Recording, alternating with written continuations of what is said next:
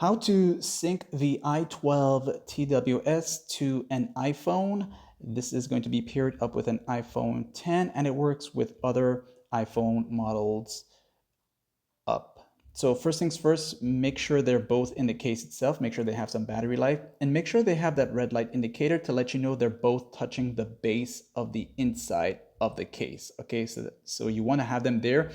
And when they're like that, they're just opening up the case like this here, and they will go into pairing mode once they're both touching the base of the case itself. Okay, so on your iPhone, go to the settings, then you'll go into the Bluetooth settings, turn it on, it'll start searching for nearby devices. You'll see it show up here like that there, but don't connect it from that yet, okay? You wanna make sure that you open it up like this here, and you'll press the button at the back of the case just to make sure that they're touching, and you'll notice one will have this blue-red blinking light. When that happens, go ahead and connect it.